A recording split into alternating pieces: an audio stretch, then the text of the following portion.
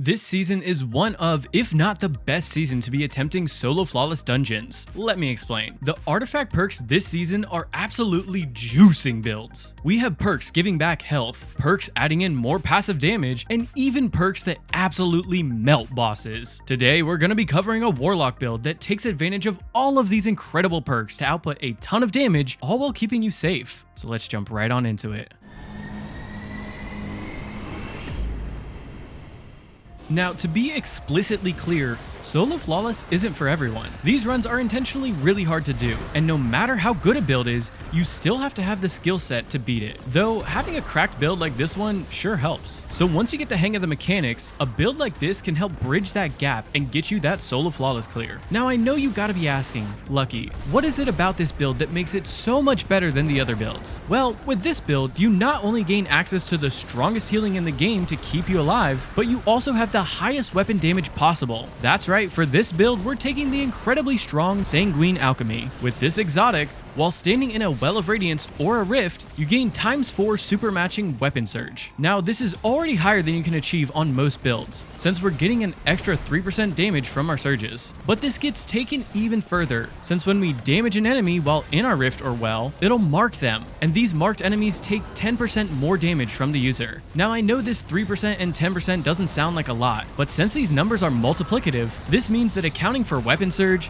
Sanguine, Well of Radiance, Particle Reconstruction, and even Limit Break, we can deal 185% more damage with our weapons. The even better part is how easy it is to get all of these buffs going. Simply throw a healing grenade at your feet and pop your well. Yep, that's it. Now, Limit Break will only last for 8 seconds. However, since we will be mainly using fusions and linear fusions, we don't have to worry about adding in that weaken effect. So we've established that Sanguine does really good boss damage. The next question we have to answer is, what does our survivability look like? Well, I'm a huge fan of Solar Warlock. That way I can gain access to Restoration ×2. We can take the aspect Touch of Flame. That way we can bring the healing grenade, and now it'll instantly give us a burst of health and Restoration ×2 for 4 seconds. We then bring the fragment Ember of Empyrean. That way we can use our solar weapons and abilities to extend our restoration buff. And it's unrealistic to keep up this buff indefinitely, since we will have to do all of the mechanics ourselves. However, this is a really good way to make sure you're safe while doing any mechanics. So when our restoration timer runs out, that's when Sanguine will kick in. See, the weapon damage buff is great. However, we also get the blood magic buff for 5 seconds whenever we score kills while in our rift. And this buff will essentially pause the rift timer, which will indefinitely extend it for however long you get kills in it. And this gives you a really safe way to clear out enemies quickly and wait for your healing grenade to recharge. That's the main essence of the build, so let's dive on in and break down how it works. When it comes to the super, we're of course going for Well of Radiance, since it synergizes nicely with Sanguine, and it will convert our weapon damage into super damage, which is huge for Limit Break. Now, for some bosses, you can opt for Song of Flame if you do have to keep moving. In these cases, you can still use your Rift when you get to a stationary part. That way you can gain that weapon surge. Though, Well of Radiance is really the ideal super. When it comes to your abilities, for the class ability, I opted for the Healing Rift. That way we have another layer of safety. And this is really nice for those longer DPS phases, since you'll still have your surges and healing after your well runs out. For the melee, I opted for Celestial Fire, mainly for its range, though you could opt for Incinerator Snap if you like it better. As for the grenade, I'm bringing the Healing Grenade, since it offers the most safety and a way to proc Restoration ×2. And this pairs perfectly with our first aspect, Touch of Flame. With this aspect, our grenades gain increased benefits. For the Healing Grenade, it now gives back more instant health, and more importantly, it now gives Restoration ×2 instead of just Restoration. And this is equivalent to 50 health per second, and can really help keep you alive while doing any mechanics. Now, it is worth noting that even though this is an incredible amount of healing, it won't keep you alive through absolutely everything, since we don't have a ton of damage resistance. However, I like to combat this with the perk Heal Clip. That way we can reload after getting a kill to gain a burst of health, and this will really help bridge the gap if you are getting pelted by a ton of enemies. The second aspect I like to take is Helion. This makes it so that when we use our Rift, we create a solar buddy, and this buddy will launch solar projectiles at enemies, dealing damage and scorching them. Now, I really love this for a few reasons.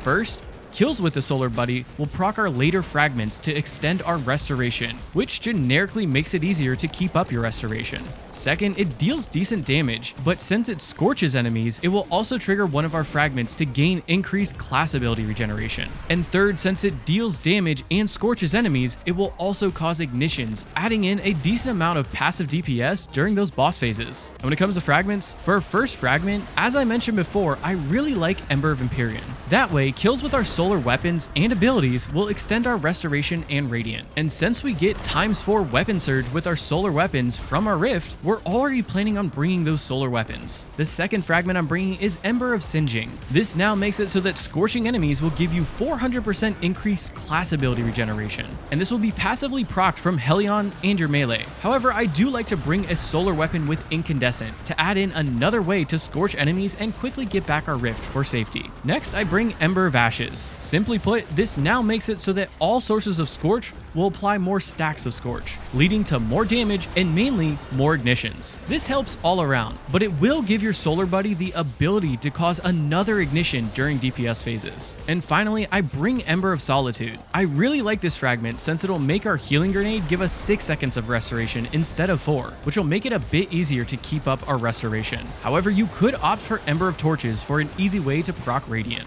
So what does this look like in action? Well, there are 2 cycles that we need to talk about, the ad clearing portions and the DPS phases. First up, for the ad clearing. I love starting most encounters by popping my rift to gain that weapon surge and to create a Solar Buddy. I then immediately throw the healing grenade at my feet to proc that restoration ×2. Now we can slay out with our boosted weapons and Solar Buddy to extend our restoration and rift timers. Once I have a decent amount of restoration stored, I then like to do any mechanics. And it's also a good habit to make sure you have your healing grenade in your back pocket before doing any mechanics. That way, if you do run out of restoration or you just get in a pickle, you can gain that quick burst of health and healing. And you can periodically use your melee to scorch enemies if you need to get back your rift quicker. And second, we have DPS phases. Now it is worth mentioning that since Sanguine gives super matching weapon surge, you can choose to opt for a different heavy like Queenbreaker. Then after popping your well, you can hot swap to a different subclass like Arc for that matching weapon surge. However, since this is a solo flawless build, I highly recommend just sticking to solar weapons, since we don't want to drain all of our ability energy, which could put us in a pickle when our well runs out. And our gameplay loop can slightly change depending on the boss and the weapons that we bring. But for most bosses, I like to bring a Strand Fusion. That way I can start out by creating an orb right before DPS phases start. So when I go into DPS phases, I'll have Unraveling rounds and I can proc Particle Reconstruction. I first start by shooting one burst of my Strand Fusion to proc both debuffs. Then you want to throw your healing grenade at your feet to proc your solar buff, which will proc Limit Break.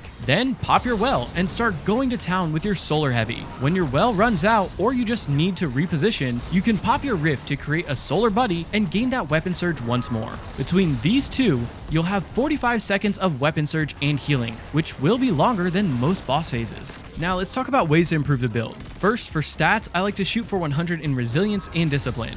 Ideally, you'll then have as much recovery as possible, since it will shorten the cooldown of your rift. And when it comes to armor mods, for the helmet mods, I first like to take a Harmonic Siphon to help create a ton of orbs by getting rapid kills with our solar weapons, which will also make it super easy to create that orb for unraveling rounds when going into DPS phases. Then I bring both a special and heavy ammo finder. That way I can create more ammo bricks and use both of our backup weapons more freely. Though if you do notice that you're creating a ton of ammo, you could swap one of these for a targeting mod, which can help guarantee more damage in DPS phases. And when it comes to the gauntlet mods, I first like to bring a Harmonic Loader. This will give your solar weapons increased reload speed, which is nice for DPS phases, but can also come in clutch when using a heal clip weapon for those quicker health bursts. Then I bring Harmonic Dexterity. That way we can swap our solar weapons quicker, which can lead to more DPS in boss phases. And finally, I like to bring Impact Induction. That way we can gain a bit of grenade energy whenever we deal damage with our powered melee. And for our chest mods, it really depends on the boss phases and enemies you'll be facing. Generically, I like to bring 2 matching elemental resistance mods, and then either a concussive dampener or sniper resistance to give you more overall damage resistance. However, if you are opting for a weapon like 1000 Voices, and you also have a safer DPS phase, you can opt to drop one of these resistance mods for a Harmonic Reserves, which will give you 2 more shots with 1k.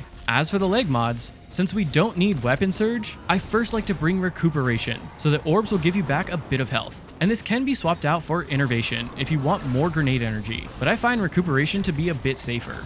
Then I like to bring Absolution, so that orbs will give back 5% energy to all of our abilities. And finally, I like to bring a Harmonic Scavenger mod, which will make it a bit easier to gain back more heavy ammo for those DPS phases. For the class mods, I first bring Utility Kickstart. Now it is nice to gain back a bit of that class ability energy whenever you use your class ability, but we mainly need to bring a mod that uses Armor Charge. That way, if we get to 3 stacks, we can still pick up orbs for the ability energy and health. I then bring Powerful Attraction. That way I can pick up any nearby orbs whenever we use our Rift. And finally, I bring Reaper, so that after we do use our Rift, our next weapon kill will create an orb. And when it comes to the artifact perks, we have quite a few perks that can boost this build even more. First, I like to bring Unraveling Orbs, so that picking up an orb or a tangle will give your strand weapons unraveling rounds. Then I bring Horde Shuttle. That way when we deal damage to unraveled enemies, it will create threadlings for even more damage. I also like to bring Elemental Siphon. That way when we get rapid kills with our solar weapons, we create Fire Sprites, which will give back more grenade energy. And this can also be boosted so that when we pick up Fire Sprites, it gives back a bit of super energy. I also really like Gold from Lead.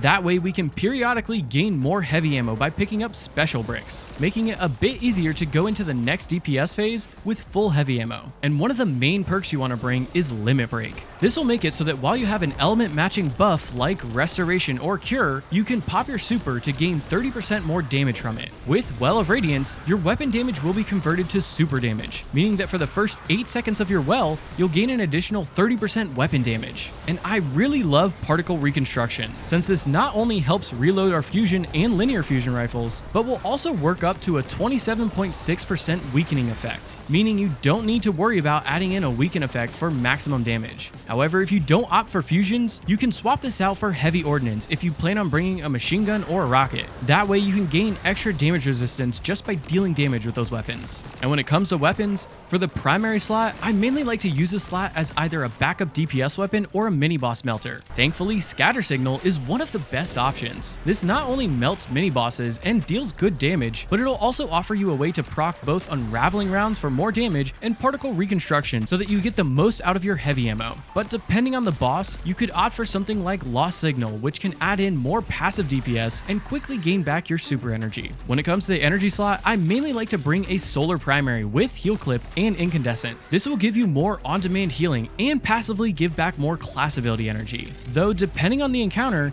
you could opt for something like Lord of Wolves, which can still shred close-range bosses. For the heavy slot, the main option I like is 1000 Voices, since it has decent total damage and burst damage when paired with Particle Reconstruction. And it works on most bosses since you don't need to hit a crit. Though if you don't have it, you could opt for Sleeper Stimulant or a Legendary Solar Linear Fusion if you do have a boss with a crit. And alternatively, if you don't have bosses that have an easy crit, you can opt for a strong Solar Rocket like Hezen Vengeance or Apex Predator with Bait and Switch. This build makes Solo Flawless a breeze. Now is definitely the time to get those clears, since the Edge of Fate will change the game as we know it. And if you want to see a Titan build that can do the same thing, then go check out this video here. But remember, mastering this build is only the beginning. Experiment with different combinations and tweak your loadout to suit your playstyle. If you found this video helpful or just enjoyed seeing a new perspective, feel free to like the video and comment down below on what you might change or how you'd improve the Warlock version of the solo dungeon build. Keep an eye out for future videos as we continue to explore the ever-evolving world of Destiny 2. Until then, may the threads of fate be ever in your favor. This is Lucky Mech signing off. See you on the next adventure, Guardians.